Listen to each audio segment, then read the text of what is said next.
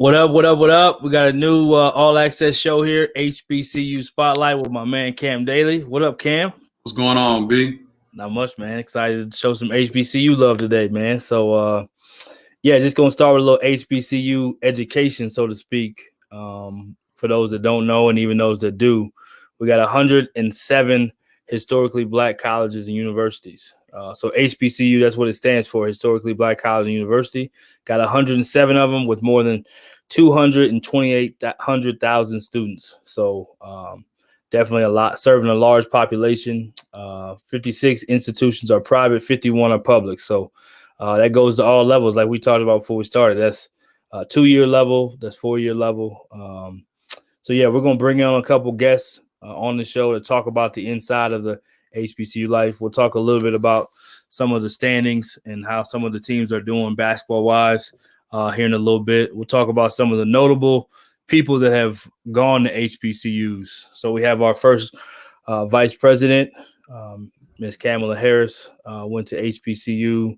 We have a lot of Hall of Fame football players. Doug Williams, first black quarterback to win a Super Bowl. He went to Grambling. We have Michael Strahan, Sterling Sharp, Shannon Sharp, Richard Dent. We can go down the list. Basketball-wise, Robert Covington's in the NBA right now.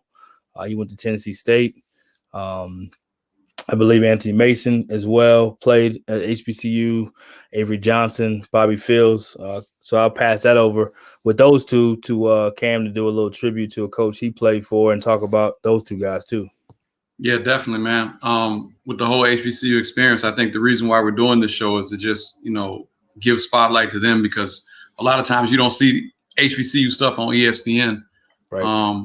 Top 20 or anything like this. We're not really talked about. And I think we need to bring a spotlight to those people. So, with you talking about Avery Johnson and Bobby Fields, I wanted to send a shout out and to somebody who meant a lot to me in my career, which was the legendary Ben Joe, who passed away in March of 2017, but was a great legendary coach who coached at many different HBCUs, and one notably was Southern. They still love him there as far as coach and everything else he did. But he coached me at Tuskegee University. He also worked for the Nuggets and the Knicks, and he's very well known and was a smart individual, and not only let me see the best of a basketball mind, but just a father figure for me, and seeing how he carried himself every day. So I'm forever indebted to him because he taught me a lot of life lessons, and that's some of the stuff you get at HBCUs that you might not get at some other schools. So that's why somebody I wanted to talk about with that. Yeah, absolutely. Talk real quick about your own experience. We're gonna bring on our two guests, but before we kind of talk about a few more things, we wanted to spotlight coaches, administrators, professors. We got a couple people that's chimed in. Daryl Jacobs has already gave a comment. He said, I coached at 2. Shout out to Daryl Jacobs, Executive Director of Rising Coaches DI Alliance. I know Virginia State's one, and Clark Atlanta's the other. So he's coached at 2 HBCUs. And he said Ben Joe was one of his mentors, he just said. So shout out to Ben Joe.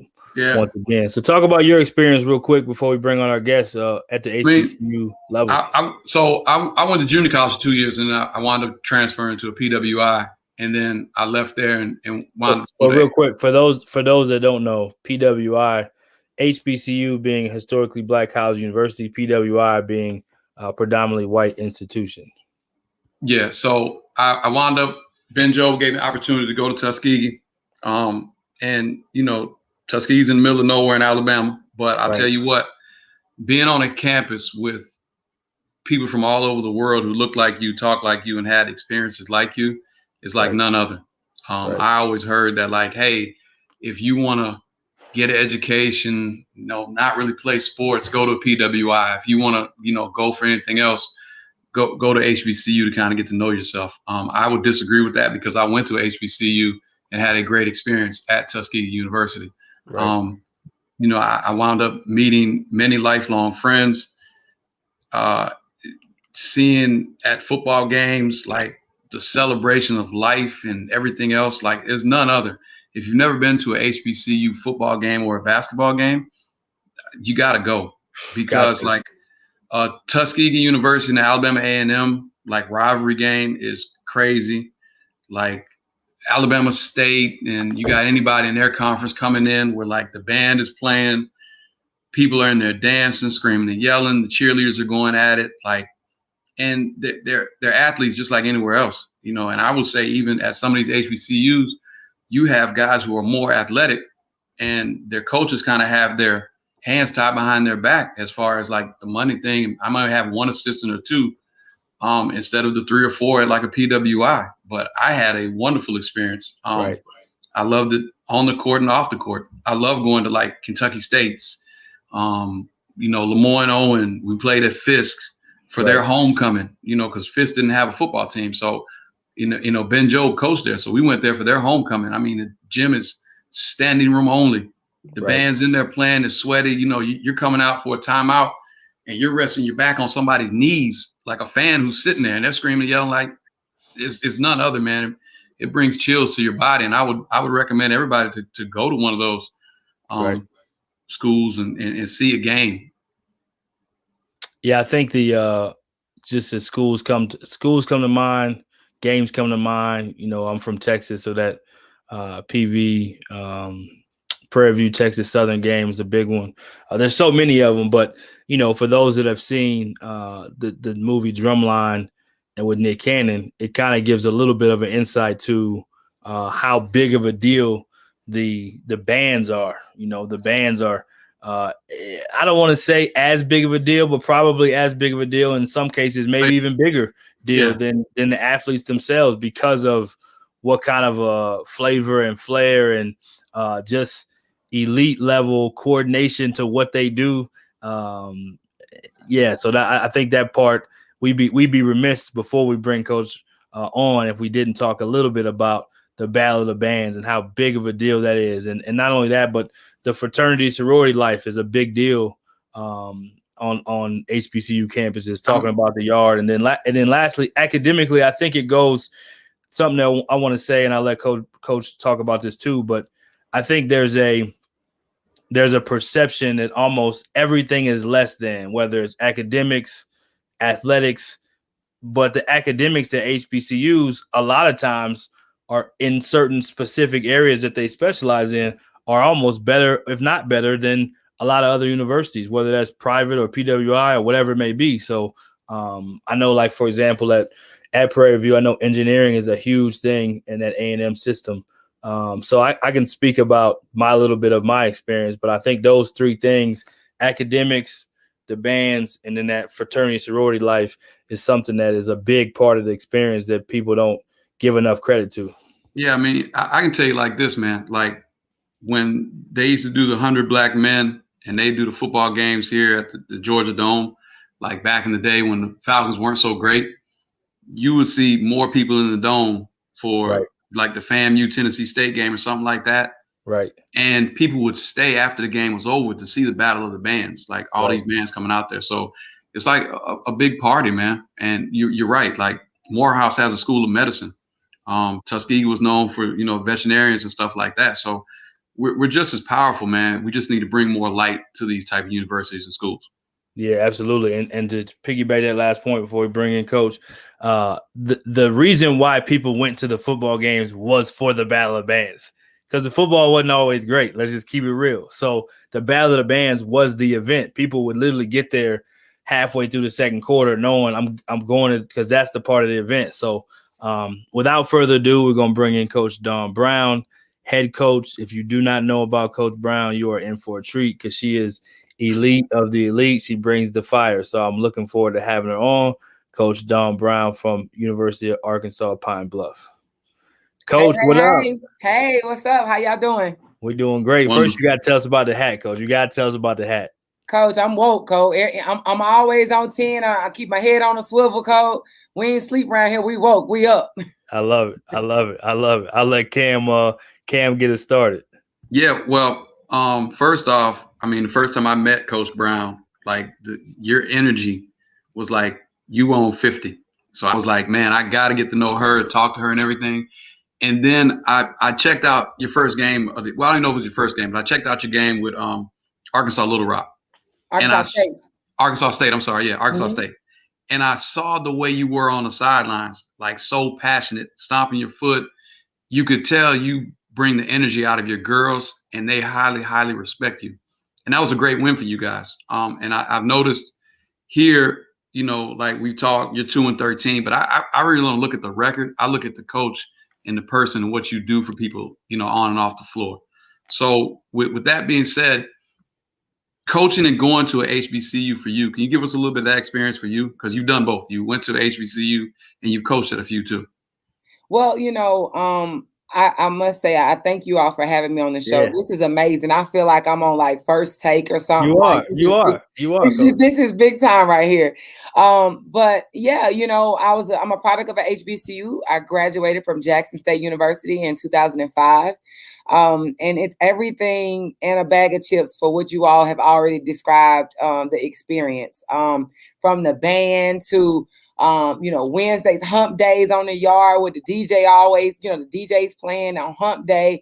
You can always have fish and spaghetti on the weekends. When I was at Prairie View, we even had oxtails during the week. So the experience just makes you feel like you're at home. And for our student athletes, we really and truly try to embrace that culture. We try to, build that as the foundation of our program, being a family-oriented type of program. And that's the experience that I've had by far across the board at any HBCU I've stepped my foot on. I love it. Talk about the coaching on that side. So the tough part is, the part we do know is that many times lower level schools, period. I coached in the Southland. We had to do our guarantee games too. But sometimes in that first semester, you're loading up, so your record looks lopsided because you've done so much to bring in funds for the university.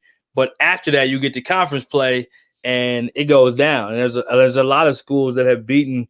It happens all the time where schools beat these guarantee games. So a guarantee game where you're getting paid to come, play that game and play against high majors more times than not. Many teams have won plenty of those games, and then going to the tournament, played in the 68, the first round, and won games in advance. So just talk about the basketball side of it and what that experience has been like. That's a great question. And it's a great question, I think, for anyone who's interested in coaching at a HBCU, because we do have to go out and get these funds for our program, not for our program, but some of these schools, men and women's basketball and football has to fund the whole athletic department. Right. So that is, a great observation for you guys. And, I can remember my first year at Prairie View, we went 0-11 going into conference. We went 0-11. We lost 10 games in a row. I mean, we were playing like Texas A&M, LSU, you name it. And that same year, we won a championship. I get HBCU Female Head Coach of the Year. But my kids understood exactly what we were having to do in the preseason. But, when you get the right group of kids around you, the right type of student athletes in your program, in year 2, we beat University of Houston, La Tech, Lamar, Sam Houston. We were beating those teams because my kids were saying, Coach, we're going to play these games, but we're going to go play these games and actually go out and take the check and the dub. So as you continue to build your program and you get those type of student athletes in your program, that's where you're seeing the Jackson States now, the Texas Southern, when Janetta Hayes-Perry was there. When you have those type of programs, Vanessa Blair at Bethune-Cookman, you find out there'll be a lot more of us at HBCUs, head coach at HBCUs, having to go through those struggles. And for me, at a University of Arkansas Pine Bluff, where we don't have a lot of resources, I got to go out and schedule these games. We got to schedule them. We were blessed to get our first win versus Arkansas State. Never in the history of the program has UAPB beat them. And that's a big game too, Coach, not to interrupt, because it's in state, right? So for recruiting, for perception. Everybody's like, oh, they're better. Well, then when you beat them, it changes the game a little bit, right? Absolutely. And I think even for us from recruiting, so many kids from Arkansas had tapped in like, hey, coach, you know, I want to be a part. What do I need to do? So that was, you know, and with the movement that we're in right now in 2021, how everything we endured in 2020, a lot of these young student athletes, they want to go to HBCUs. And so for us to be able to get an in-state win, that was really, really big for us. Right. Cam, you want to steal the next one? Otherwise, For you, you know, what do you think the differences are? Because I hear a lot of narrative on, you know, kids, men's and women's side. They're like, hey, you know, I want this, I want that. And, you know, one of my good friends told me at FAM, like, hey, man, we get the same stuff these other schools get. We might not get like the overabundance of like a Duke, but we do get this, we do get that. Like they think we might stay at a church. You know, we're riding in a broke down bus. So, like, can you tell us some of the stuff that, like, not only here, but you're trying to go in a home and tell a young lady why to come play for you at Arkansas Pine Bluff? Yeah, and if I can add to that, I heard you do a recruiting pitch before. So just adding on to what Cam said, if you don't mind sprinkling a little bit of what do you sell when it comes to recruiting? When she did her recruiting pitch, she got my 2 daughters already. I know. And I was like, where do I sign? I got a wig in the back. Let's go. I just talked to a kid yesterday on the phone, and I told her, if you're looking for stuff, then we are not the place for you. You know, if you're a kid that's just, you know, you want all these extra lights and all the, you know, the plush leather couches in the locker room, none of that. So if that's what you're looking for, I'm wasting my time talking to you right now. But what we do have is we got 94 feet of hardwood. We got classrooms that have 4 walls with some chairs in them and some desks in them.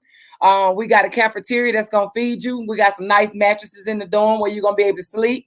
But at the end of the day, like, you got to sign up for this grind. And if you want to be somewhere where you can, you know, put your stamp on a program, then our kids in our community, our kids that look like us, they have to take more opportunities and more chances and bet on yourself and leave your own legacy. Because what's happening now is it's so many of us in the transfer portal, and now we're looking for Second Chance University to pick us up when you could have been a freshman of the year, first team all conference player of the year in this league anyway. I was just telling my assistant coaches yesterday, we had a recruiting meeting. I don't need a kid in the portal that's been played at Rutgers and average 2 minutes a game. No, I'd rather take a kid that's played at Lemoyne Owens that's averaging 28 a game that can come in ready to go. So, you know, you got to be able to get kids that fit your program. And if, like I tell them, if you're looking for stuff, we're not here. We're not the program for you. But if you want to go somewhere, they're gonna take care of you and treat you like family, and I'm gonna treat you like my own, and we're gonna love on you, and we're gonna get on you, and we're gonna high five you, and we're gonna bring the energy bus every day. Then this is where you want to be. I love it. Have you noticed a difference, Coach, in this shift? Like you talked about the movement that we've been in coming from 2020, and there is a HBCU movement. You got some of the top men's recruits in the country tweeting about going to HBCUs, having them on their top list. You got, you know, Maker decided to go to a 5-star, decided to go to a HBCU. Have you noticed a difference on the women's side as well as far as recruiting? Absolutely. Jackson State, I think she got a top 50 kid in the country out of Memphis. So she definitely did. And I think by my alma mater signing Deion Sanders up, he started the wave. Right. He started the movement. Right. And a lot more student athletes are looking to go. You see it in football a lot because, you know, kids, when they transfer, they can transfer down and be eligible immediately to play. But now I think you're starting to see more of a little trend in basketball. You know, of course, some of our schools with bigger resources, a bigger budget, Alabama State in our conference, Texas Southern, Prairie View, yes, you know, all of those programs. But at the end of the day, the student athlete has to go about what feels good. Right. And that's what we talk about. When you get the aha moment and you know that that's what it is and that it just feels right, then it's probably right. Because I'm the first person that's going to tell you when you text me and was like, Coach, you got a spot for me. I told you not to go there because I knew that's not, you weren't going to get what you needed out of that program. Right. So, you know, but it's all about fit. And so we have to do our due diligence as coaches to continue to tap down those doors and not be intimidated by getting on the phone with these recruits early on. Right. And I think there was 2 volleyball players that signed to A&M two sisters that ended up transferring or going to Howard, if I'm not mistaken, instead of going to Texas A&M. So it's definitely looking like it's happening, the trend. Go ahead, Cam. So my thing, and I'm glad you said something about Deion Sanders getting the Jackson State job. And I think he's going to bring more light towards the uneven playing fields that need to be evened out. Because I mean, I know you said it well, that like, hey, I got to go help fund the whole program. So I got to go play these Texases, and I got to go to Connecticut and maybe play them for this money game. But then you came back and won your conference and everything. So what are some things that we as the public, we as alma maters of these schools, what can we do, or what can we do to help you and these other programs? Right. I think one of the biggest things is to give back where you were planted. I was on the phone with Jessica Kern, did a Zoom with us with my team on Wednesday. Coach Yo, she does a great job as far as giving back to our program. I think that schools has given you an opportunity to be who you are today. Like, even if it's just giving back, if it's a Zoom, if it's the team coming to your local area, and that alumni association feeding the team dinner, having snack bags for them, like that. Those are the type of things that our kids really and truly appreciate. And we're thankful and grateful for those moments and opportunities. So I think that as long as you're able to give back where you're planning it, and for everybody doesn't have a lot of money, to do that now. I get it. Everybody don't have it. But just to let people know, hey, we're thinking about you, even for this show right now. For you all having me on here, this is something that continues to put our programs, University of Arkansas Pine Bluff, our university, in a spotlight. And so just continue to bring light to those areas. I think that that's what we have to continue to do as a village. Right. It takes the village.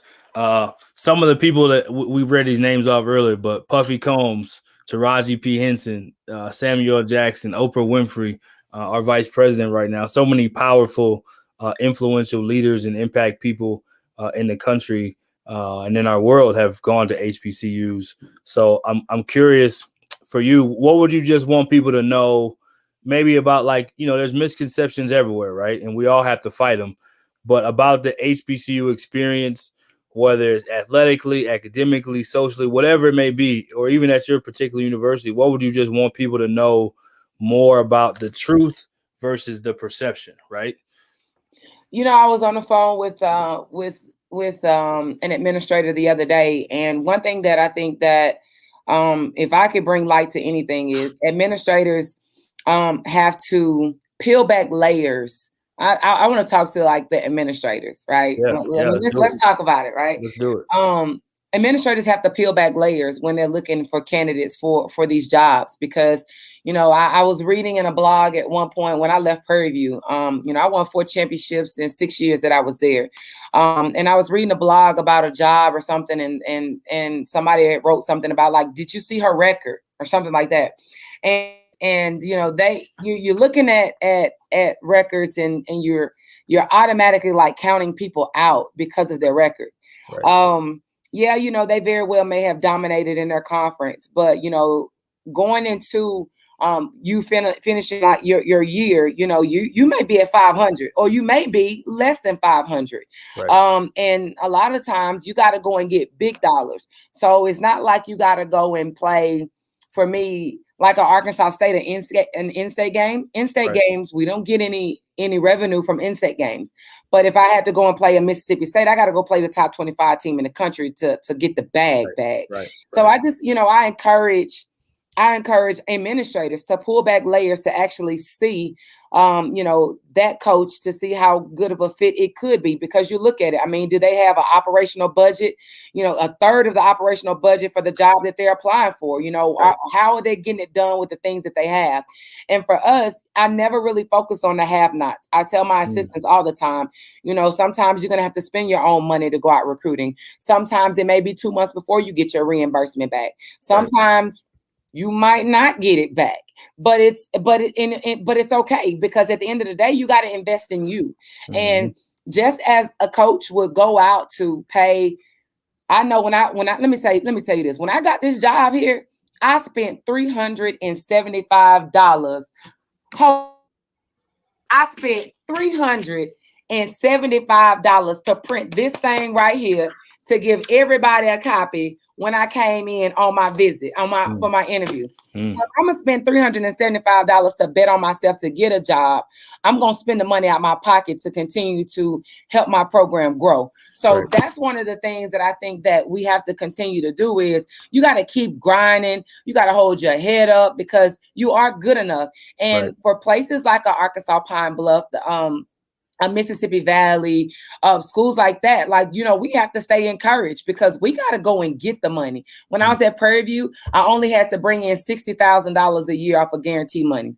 Well, when I got here in year one, I brought in $120,000 worth of guaranteed money last year. So there's a big difference, and you know, in the competitive field. So you just have to continue to be encouraged. Like that doesn't bother me at all. My record is 2-13, 2-15. We've experienced everything that you could possibly think that a person can experience. We've experienced in one, but we still fighting and we still chipping, and my kids are still competitive, and we're enjoying the process.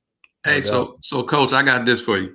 In one of those paying games that you got, and you wound up winning, how does that arena and that coach look when they figured out, man, not only we had to pay her and her team to come here, but they got the W too. It's a great feeling. I remember when we played Louisiana Tech. When I was at Prairie View, we beat Louisiana Tech. Tyler Summit was the head coach there. Pat Summit's son.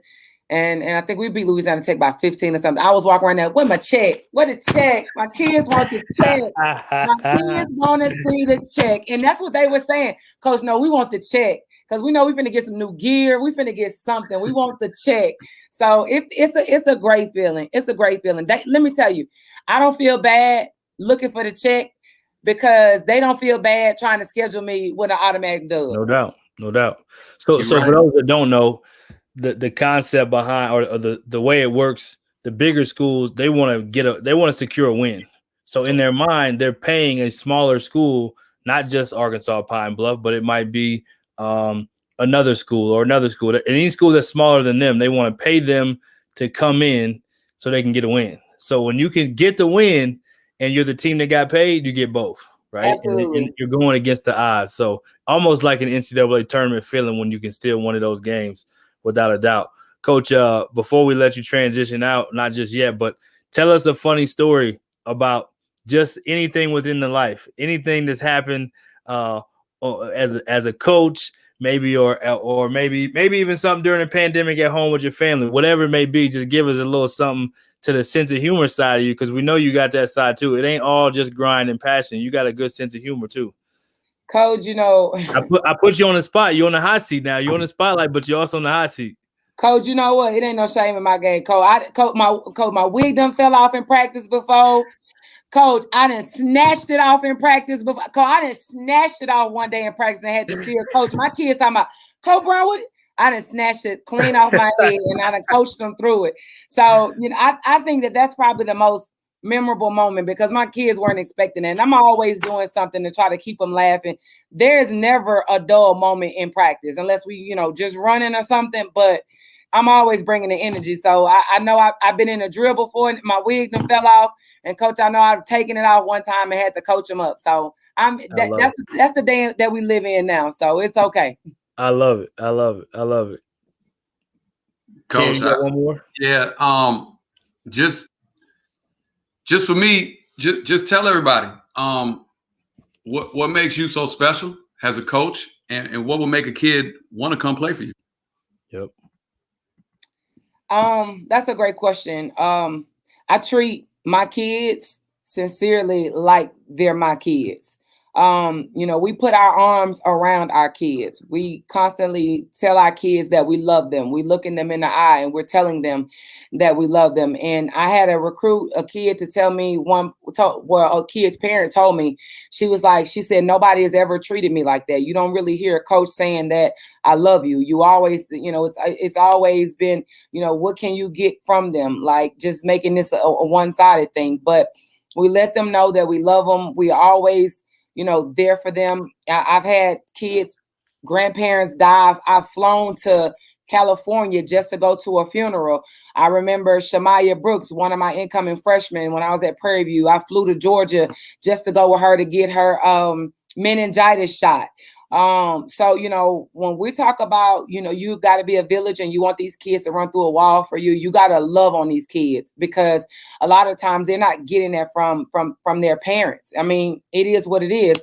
Or a lot of them come from single parent homes. So I extend my family, my fiance who coaches college football, and my child with our kids. And I always make sure whatever male that I have on my staff, they are always going to be a male representation of what a man is supposed to be like in their lives. So that's always been important to me. It's no, you know, this thing is really and truly bigger than basketball. It don't have anything to do with basketball, but any and everything that we can do to take care of them off the court, we do that. Like, you know, we're just gonna always be there for them. I remember the kids, they came over my house one time and washed the car. I was sitting outside washing the car with them. So it's nothing that we won't do to be able to be there for them and have their back. We're gonna have their back regardless.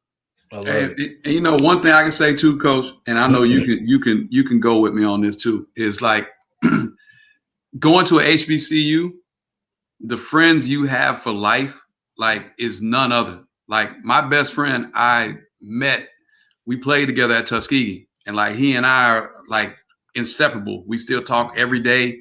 It's just the relationships. I talk to people who I play with at Tuskegee all the time, and it's just something different about that HBCU experience for me. And I know you can probably talk about that a little bit too. Well, you know what, Cam, that had a lot to do with your coach also. You know, when you're talking about building a family environment and you talk about holding each other accountable and being my sister's keeper, that came from the foundation of that program with your head coach. And like, you know, I'm getting married in May. I have 2 of my former players in my wedding, and that entire team that won a championship with me, they're going to come to my wedding because they all are like that. Not discrediting anyone else, but you're right. It's once you build that bond, that sisterhood, that brotherhood, you take it with you for life. But the foundation was set for that to be able to happen. So that you got to definitely always give credit to you all's head coach when it comes to that, because he laid that foundation for you all to have that bond for life. I'm the same way with my former with my teammates when I played at Jackson State and at Atlanta Metro. We still, and we like that with the men's team. So, you know, it's a bond. We go through the trenches together, and that's something that we take with us for life. No doubt. I got a quick comment I was going to share. I think one of your people, Daryl Mosley, he was laughing about your story, Coach.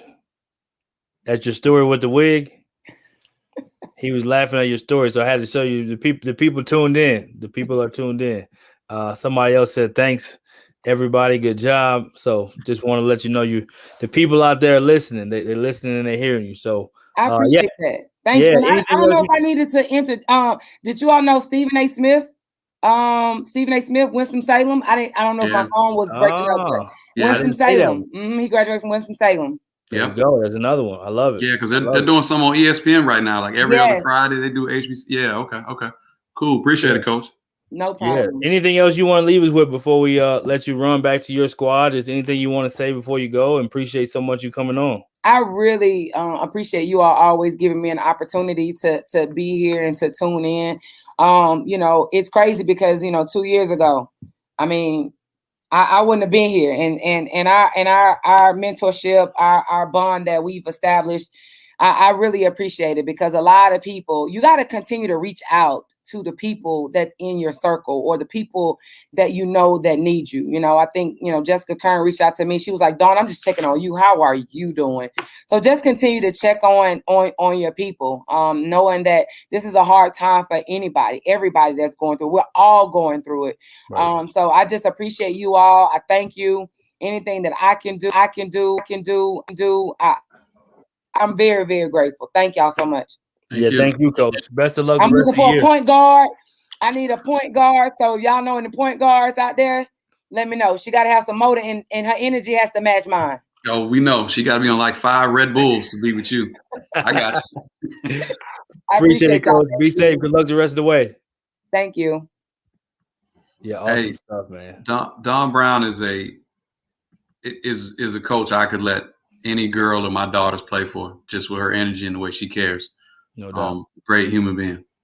I think the energy is something that's infectious, right? Even from my last time, my first time meeting her, she was on a Zoom you hosted in the summer, and I was just like, "Yo, who is that?" You know, she really brought it, and then, like you said, the care factor. I think all of us, it's hard, man. College athletics is hard. College classroom is hard. So doing both is hard. So you want to make sure you have people not only that are going to give you the real honest love, but also some of that tough love, and then also just care about you beyond just producing on the court or the field. So speaking of producing and caring about you beyond, we got one of the probably most beloved coaches at any level, man. I mean, I said this yesterday to Adam Hood that him and Andre Gray probably led the country in Zoom attendance, but I forgot about Cabral Huff. He probably exceeded both of those two. It's not even close. Man, that man started on Zoom.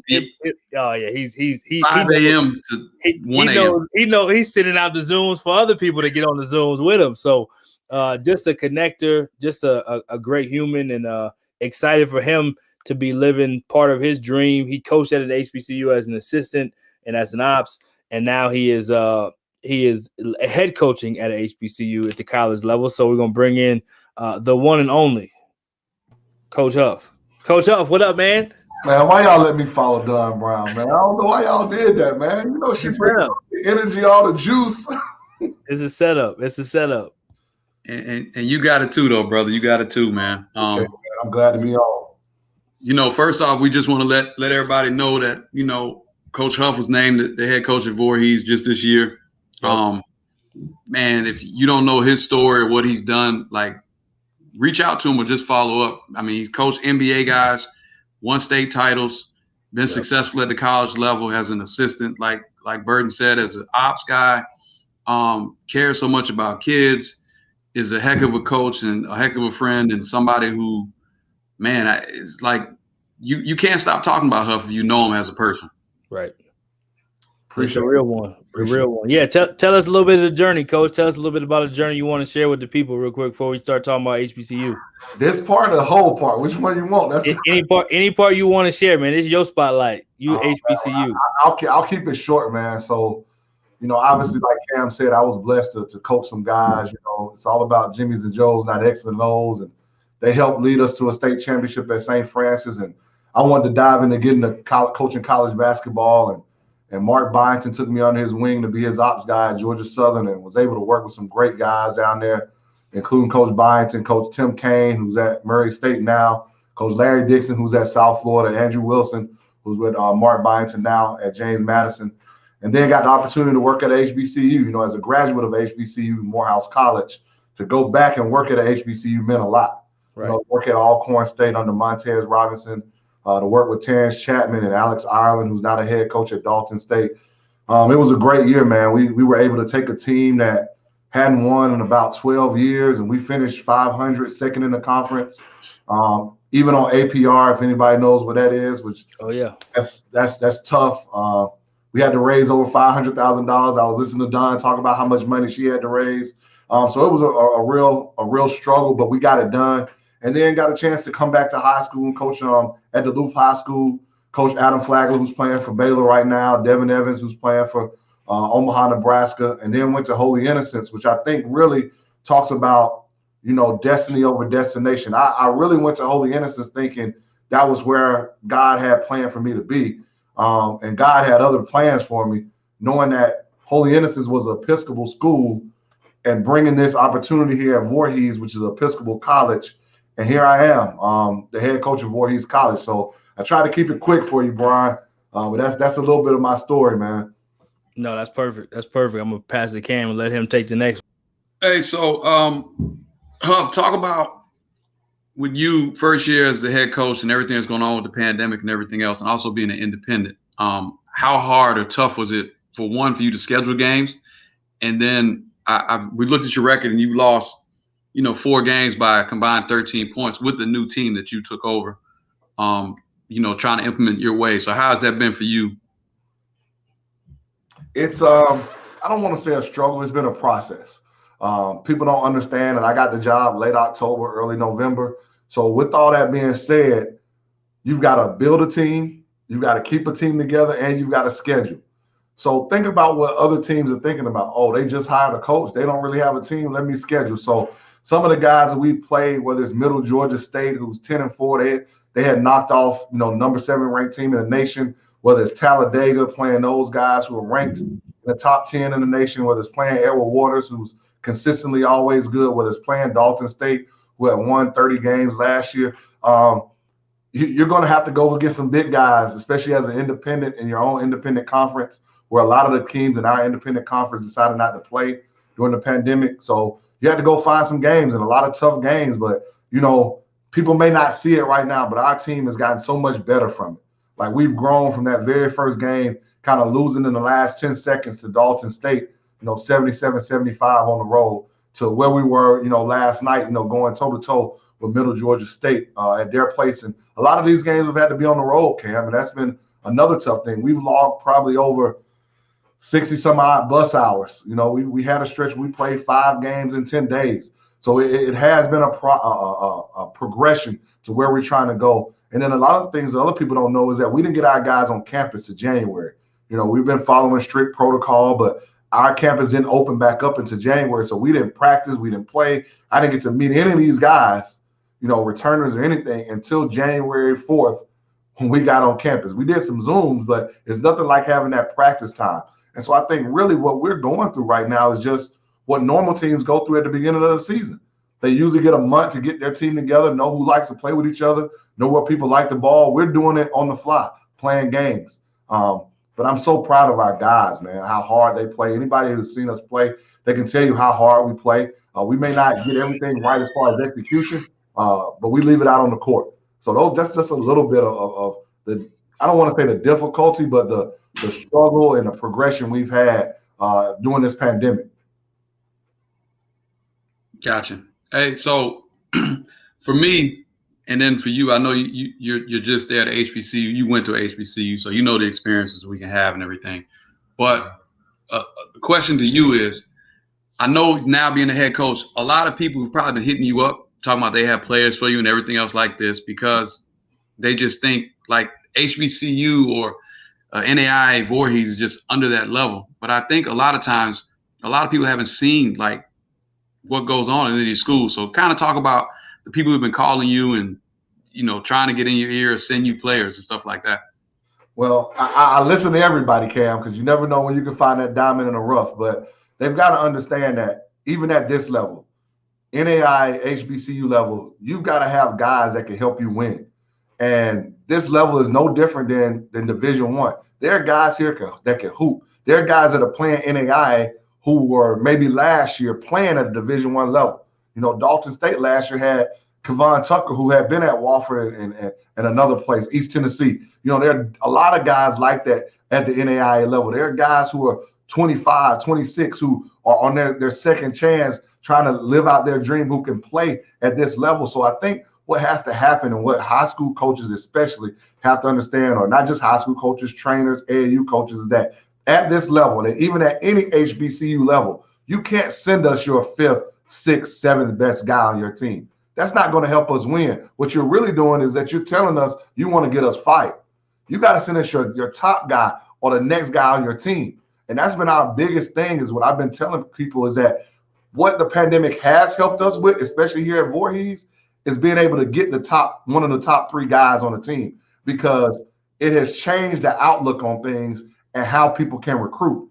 And because, it's all about relationships with me, we've been trying to go get the 1st, 2nd, or 3rd best guy on the high school team for those positions to mix with, your JUCO guys and hopefully some transfers that we can get in. But you cannot have an NAIA team full of high school guys. I think the more people understand that, the more they understand how we're trying to recruit at this level. Yeah, I would say it's like anything else. You're trying to get a level above, right? Like if you want your difference makers to be a level above, and then your guys that are, I don't want to say role players, but maybe not your difference makers, but your rotation heavy minute guys. Those guys are still very high level players. Like you said, you're not going to get a guy who may be barely played at his high school team, and it's like, oh, well, you can go play in college at this level. It's like that's not really how it works, you know. And as you said about that level, there's so many guys that are older. It's an older level. Yep.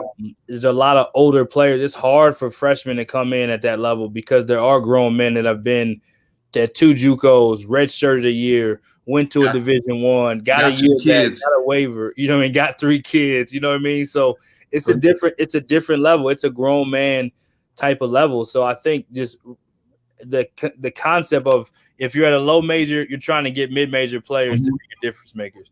If you're at Duke in Kentucky, you're trying to get one and dones to be your difference maker. If you're in the middle, you're trying to get guys that should be at Kentucky and Duke to be. So everybody's trying to reach a level above to get those impact guys, and I think that's kind of what you're speaking to. Just talk about your – go ahead, Coach. I can add to that, Brian. Yeah, I think people have to understand, too, that you can't reach out, and it's not just for me, but you can't reach out to a college coach and say, I know he can play at your level. I know he can play for you. Right. Number one, how many times have you been in our gym to watch us practice, to know how competitive we are, to know how our guys get after it? How many games of our team or even our league have you been able to watch? Or even the best teams in our league have you been able to watch? So you can't just automatically tell a college coach at any level, I know he can play for you. I know he can play for that at that level. That's probably one of the worst things a college coach can see in a text, hearing a phone call, or seeing an email. Right. Two-part question. So one, what's the transition been like for you from high school? And then you've coached in college before, and I'm sure you're using some of that experience and relationships to help you. And then if you are a prospect or a parent who thinks their kid may be good enough, what are the appropriate ways to go about trying to connect to you? Because I know we talk a lot about, hey, don't do this, don't do this. What's the right thing to do? Let's start with the second part. So I think the appropriate way is, you know, every coach has an email. I'm probably one of the few that try to look at it as much as possible and open up a film, but don't just send me a highlight film. I got to see both a highlight and a game film so I can see, did you just send me a highlight of just, you know, 1 or 2 games where you did everything great? I need to see game film. Then I need to have to go do my research. I got to go through my process. Who's your high school coach? Who's your AAU coach? I got to call around the people in that area.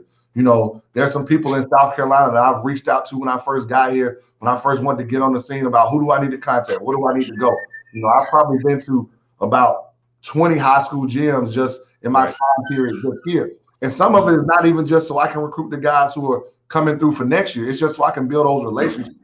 And I think a lot of times parents have to understand it's not just who you play for and what numbers you're putting up, but it's also about who has seen the work of your son when it comes to me, or if it was Don who was on before me, the work of your daughter. Because that's going to tell a lot too. If I call Cam and say, tell me about a kid that's in Atlanta right now, and I know he's worked out with Cam, Cam's going to shoot it to me straight.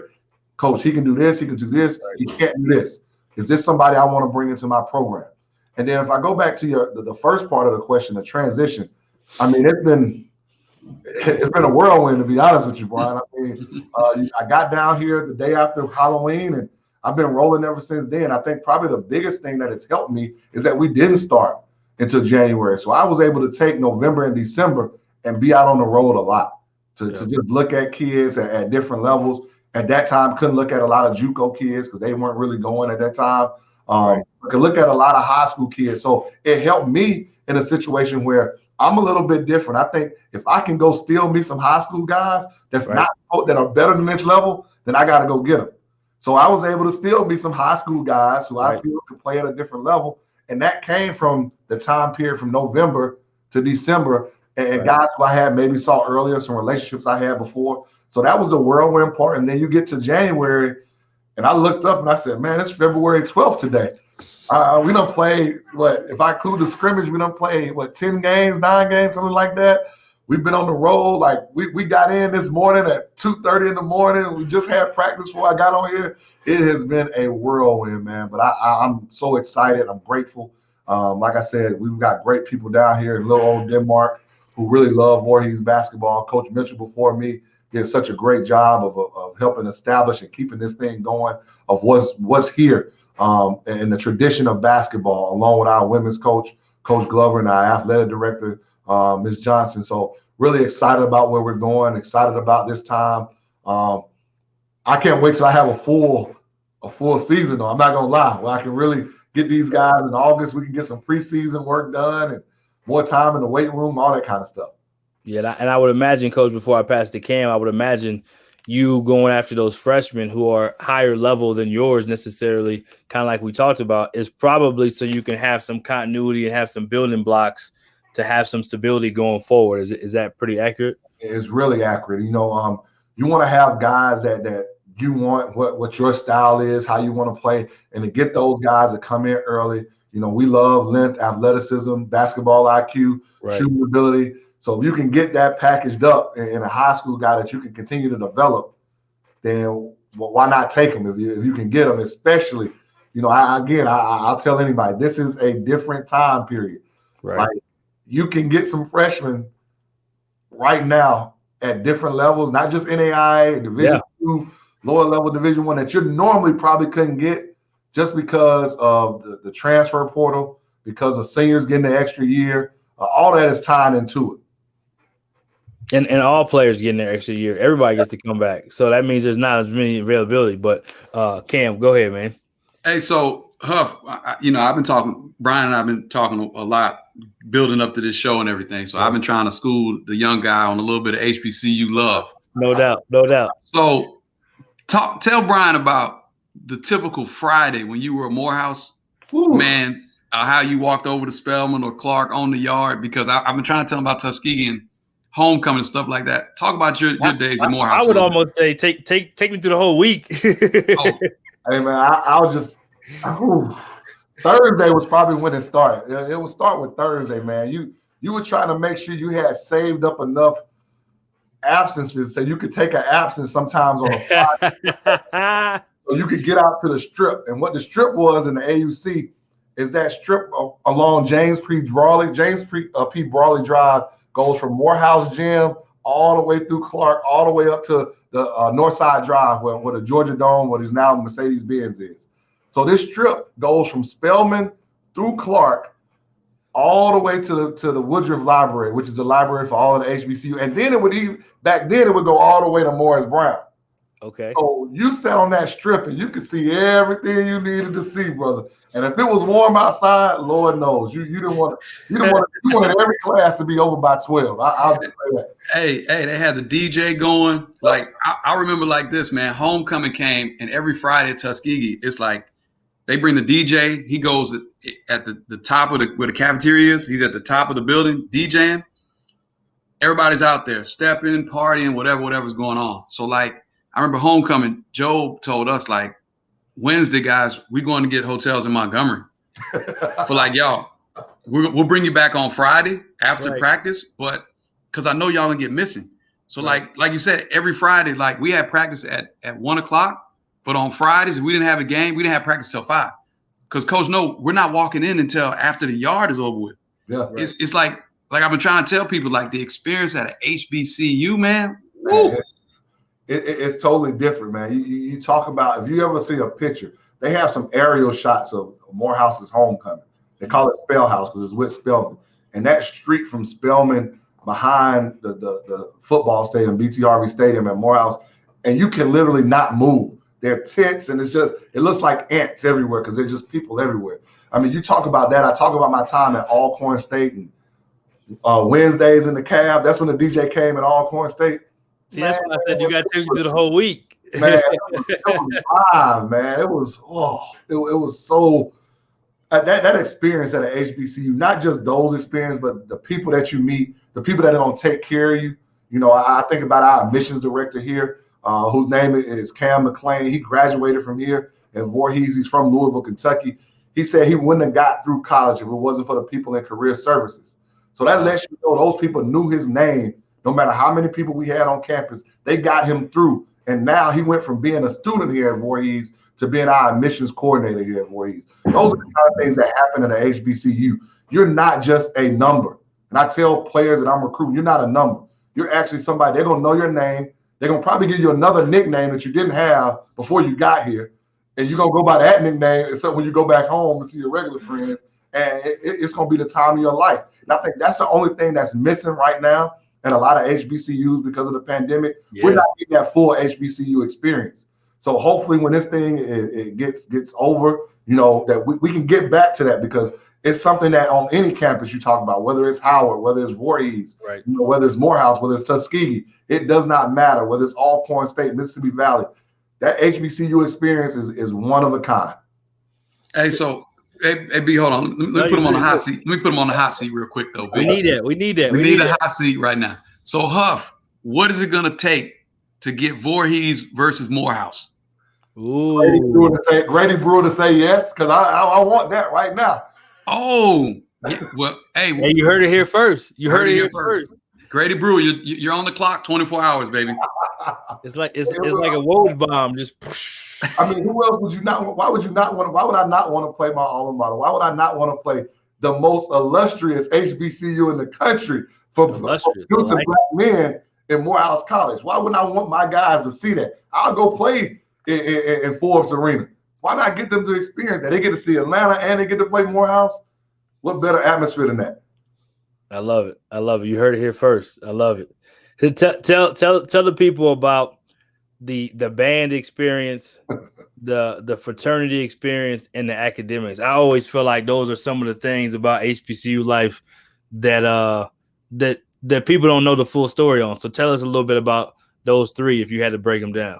Oh man, let's start with the band. I don't think you can go to a HBCU that has football and not include that band with the football team. Right. Like, there are people that don't even care about the football game. They just want to come see the band play at halftime. And I was one of them. When you're talking about Sonic Boom, you're talking about the Marching 100 down at Fort A&M. The list goes on and on about all the illustrious bands that have taken place in the HBCU. I mean, growing up in Atlanta, we had Battle of the Bands, and we always had, you know, it used to be Tennessee State versus South Carolina State, and they kind of changed that football game. But everybody was waiting for the bands at halftime.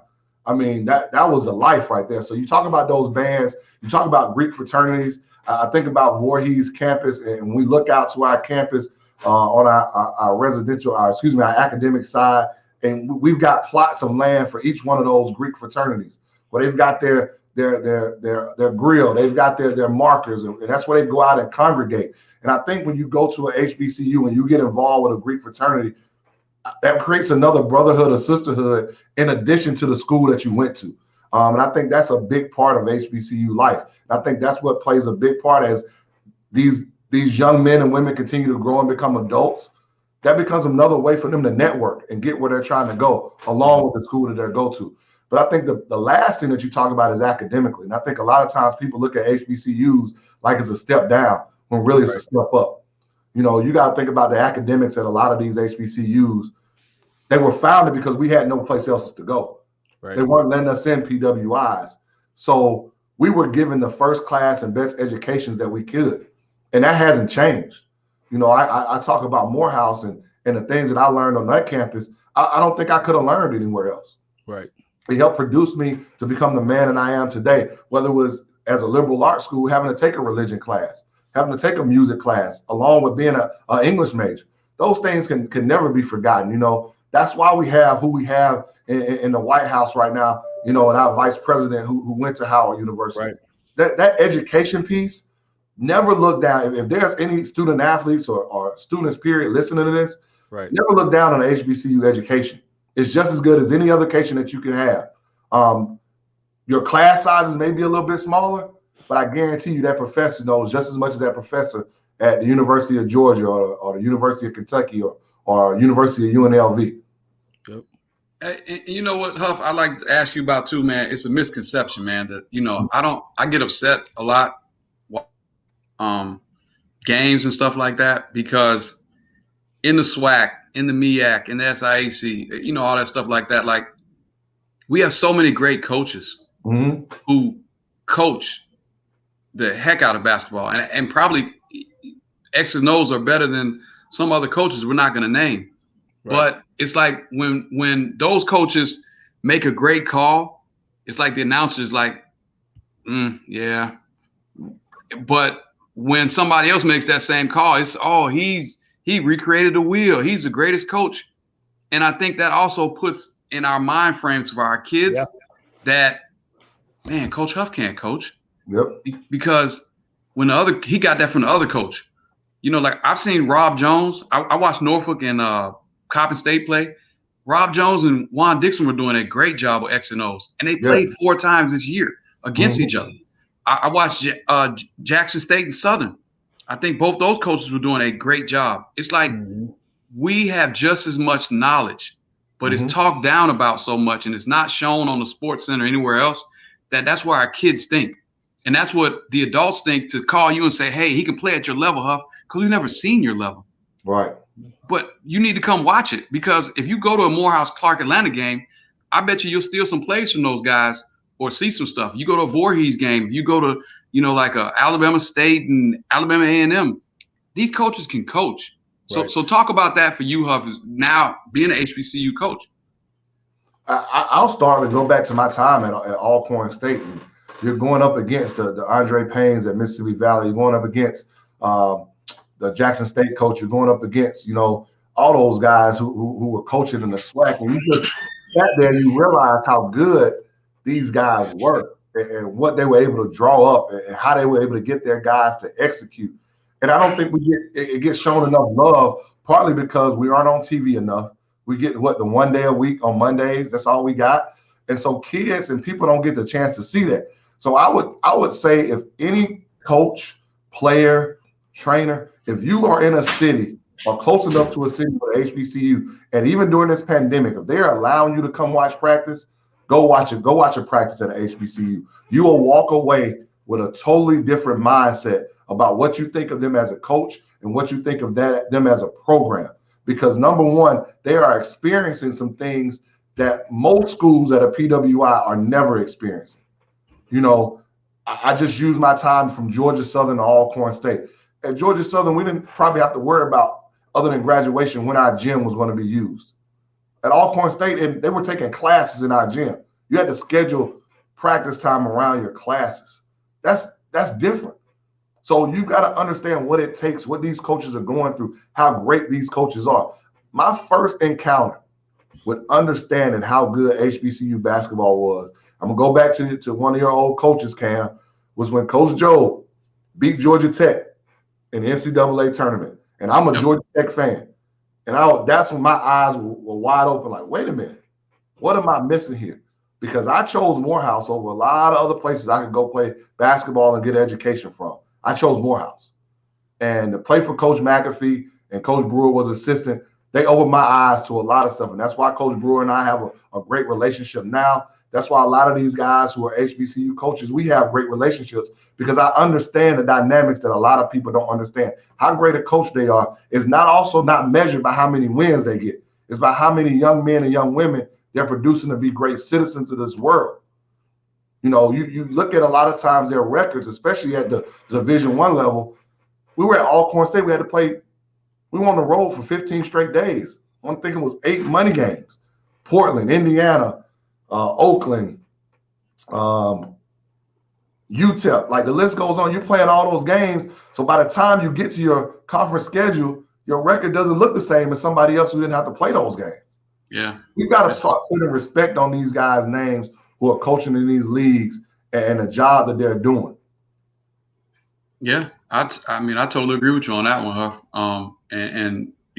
That's why, we're trying to have this show, and we're trying to bring more attention to it, because like you said, it needs to be shown more. It needs to be talked about more. And it's nothing against any PWI. It's nothing against anybody. Hey, I love everybody. Like CY always says, I ain't here to fight anybody, anything like that. I love everybody. But I want to see some of our kids get that experience. If you're good enough, they will find you. Yes. Go somewhere and put up numbers. Go somewhere and get a good education. With synergies out and with as many people out watching college basketball, they will find you if you can play. And I don't care what level you're playing at, whether it's NAIA, whether it's D2, D3, JUCO, Division I, they will find you if you can play. And if you're good enough to play at the next level, they will continue to find you. Let's not be mistaken that Lindsey Hunter was at Jackson State and was a lottery pick. Let's talk about that now. Like, people think you can't go to an HBCU and become a lottery pick. No, you can't. You just got to produce when you get there.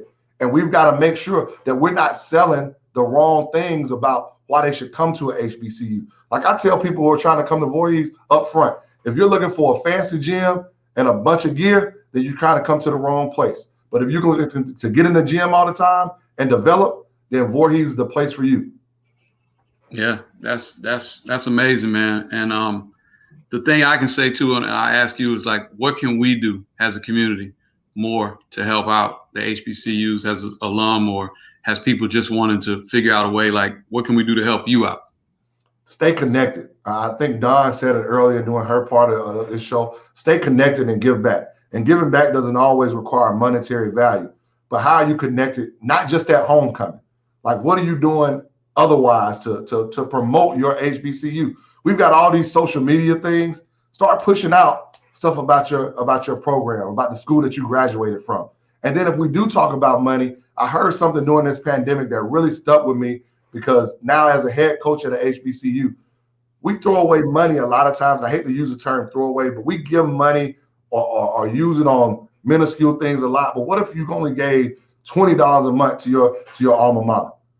That could really change stuff, because if you do it, it could get somebody else to do it. And now that $20 becomes something. So now when that kid who does wonder about gear or does wonder about facilities, but that $20 has become something bigger, and we've revamped the locker room, or we have at least some gear to compete with some of the bigger schools. Now we can be on the same playing field. And if we can get on the same playing field with some of the people we're going against, then man, that changes a lot. That changes a lot, because now you're not able to use, well, that gym sucks, or you're not going to get no gear when you go down there, because there are a lot of other schools that are in the same rural areas as Voorhees. Gotcha. Well, let me ask you this. So go ahead, give your pitch of why kids want to play for Coach Huff at Voorhees. I'm going to start with relationships, man. I'm the biggest relationship guy that you'll find. And what that means is we're going to be family. And family just doesn't mean for the 4 years that you play for me. It means for your lifetime. I want to be a part of your wedding. I want to be a part of when you have successes in your life. I want you and us to be able to pick up the phone at any time and have that conversation. So we're going to always be family. We're going to always show love and grace. And to show love and grace, that means we're going to have truth and trust. So I'm going to love you just as hard as I can coach you. But I'm going to show you grace just like you're going to show me grace, because nobody's perfect. I'm not going to call the perfect play every time. You're not going to play the perfect game every time. But that's going to require truth and trust from us. So again, goes back to relationships. And lastly, we want you to be a star where you're planted. And being a star where you planted means I want you to have a chip on your shoulder to say, I'm going to play for Voorhees College, an NAIA program, but I'm better than that. And I'm going to show people I'm better than that in whatever I do. So those are the things that I'm selling to my recruits. Those are the things that we're selling, what we call down here in little old Denmark, South Carolina. It's a great place to be. We believe that you can begin, believe, and become down here in Denmark, South Carolina. So those are the things that we're selling. Obviously, like I said, I think we've done a great job of already securing 4 centerpieces of our upcoming 2021 recruiting class, and we want to continue to do that as we keep going. Sounds good, man. Sounds good. So my last question for you, who are you guys playing next 5 games? And I know you're not looking at your record, but what are you trying to build on with your program? We're trying to finish, man. I think, we talked about those close losses, 4 games by a total of 13 points. We just got to finish, man. We've been in every game. We even talked about it at practice today of how can we finish better, meaning executing down the stretch. So those are the things that we're trying to really improve upon. When we play Denmark Tech on Saturday, we've got Talladega, who's ranked in the top 10 of NAIA, coming in, who just won their conference, coming here on the 18th. We played Carver College, who's played probably more Division Is and some Division I teams have played in Atlanta on the 20th. Then we've got Allen University, who's moved up to the D2 level. We play them on the 23rd. And then we've got Carolina College on the 24th. So we really like our schedule's been tough, but we were ready for the challenge. We want to make sure that we continue to grow as a team and use everything that we have this year to get better, 1% better every day, stack small wins. That's what we've been saying all year, every game, every practice. How can we stack small wins? And I think that's what we kind of been seeing in our program. Coach Huff, I'm gonna end you with this one, man. On a lighter note, I know you can win. I know you can show up to Zooms. I know you're a great friend.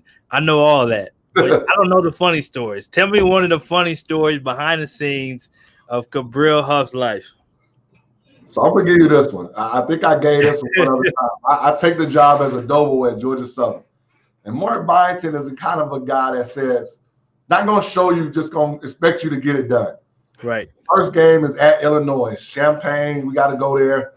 I set up everything. You know, it's snowing when we get there. We get off the airport. And you're the ops guy, real quick. I'm the ops guy. Okay.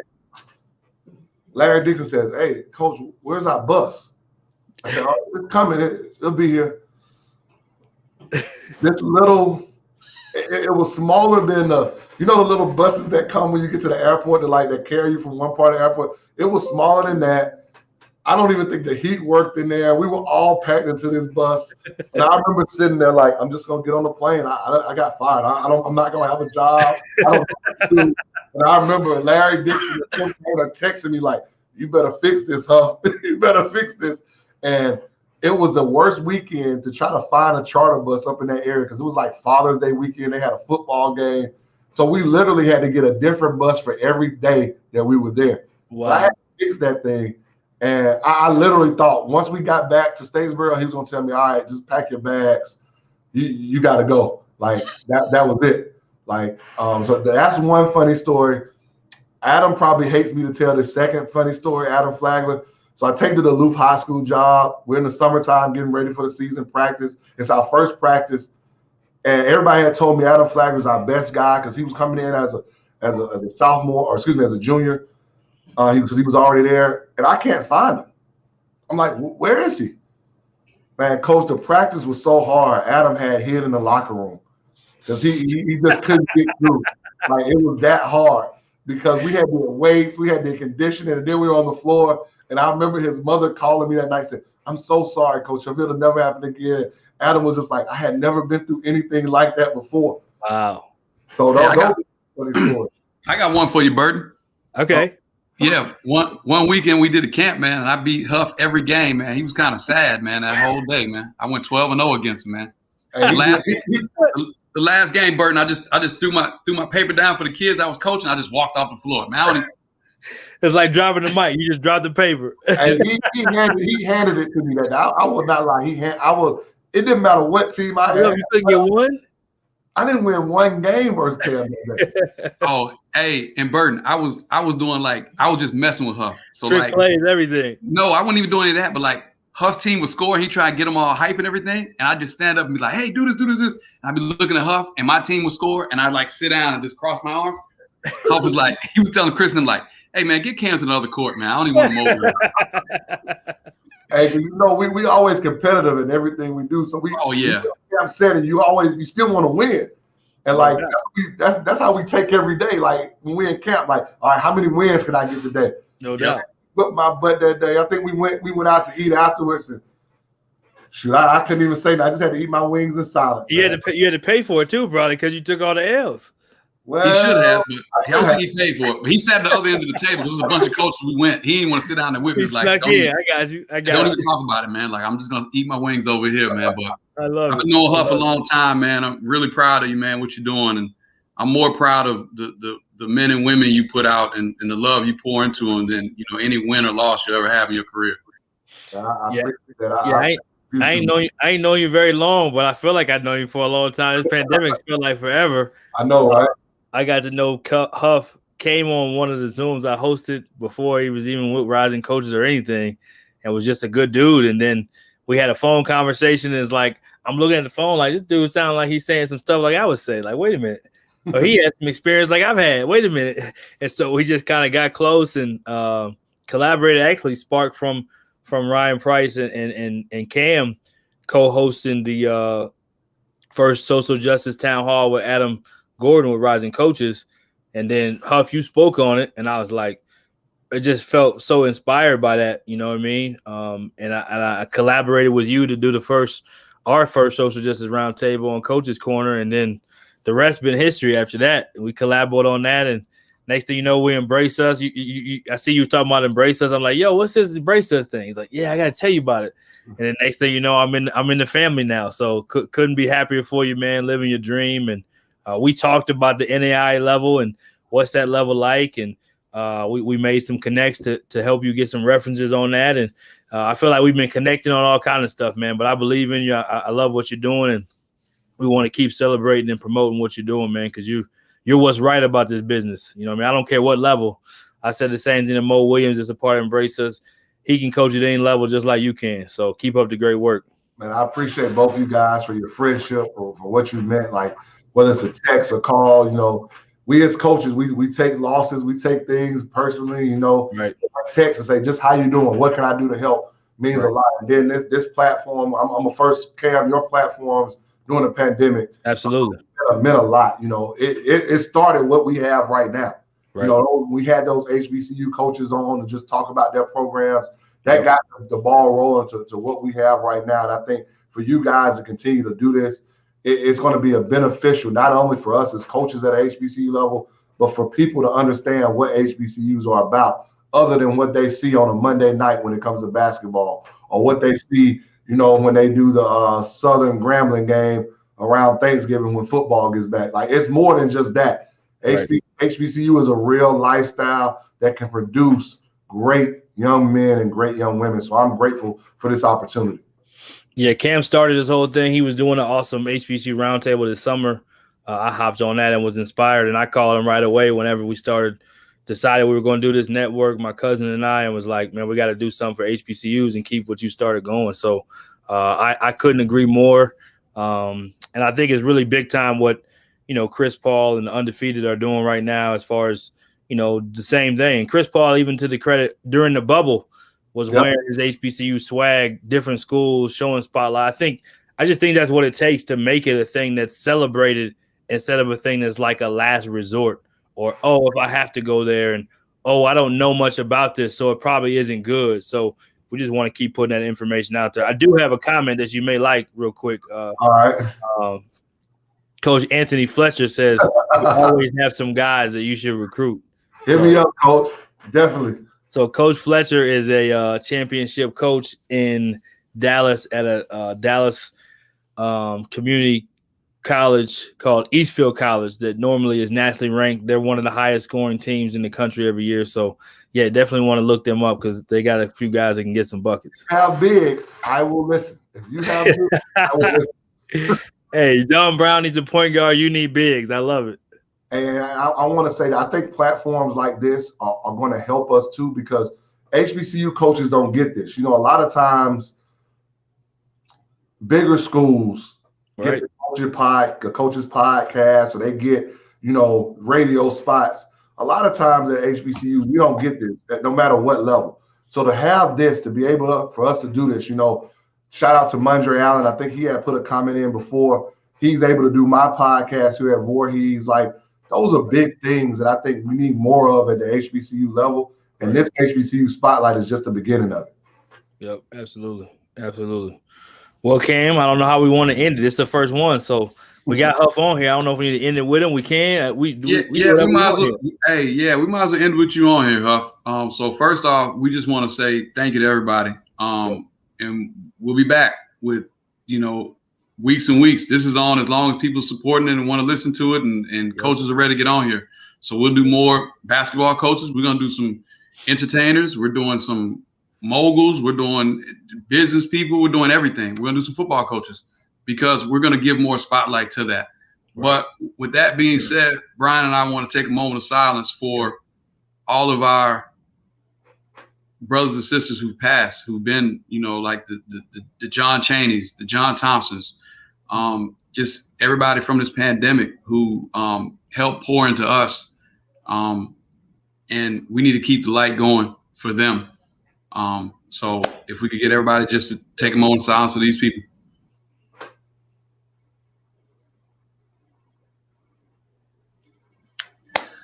All right. B, you got any last words? No, just if you're ever in Atlanta, you need to make sure you look up Cam Dailey. He's doing great things on the basketball front. He won't necessarily say that, but I will. Just got a new facility So you can follow him on Twitter at Coach Cam at EHB. Coach Cam at EHB. I thought I had it memorized, but I had a block right there. I didn't know if it was Dailey or Cam. Yeah, and then the All Access Network, just like, share, subscribe on YouTube or Spotify, Apple. We just want to keep spreading the word. So we're going to keep building, and we'll see you guys in 2 weeks, I believe. But check back in. Check Cam's Twitter. Check mine. I do have a little one coming next week. So we got a couple weeks we taking off, so I can make sure I'm doing a good job. Don't check Twitter. It's 2 weeks. You got a little one coming. Don't act like at least 2 weeks. It's at least 2 weeks, and then I gotta get permission. So we'll see how that goes. But prayers up, and everybody stay safe. Tell your loved ones you love them. Wear your mask, and be great. Be grateful. And Huff, thanks again, man. Appreciate y'all. Yeah, I appreciate you.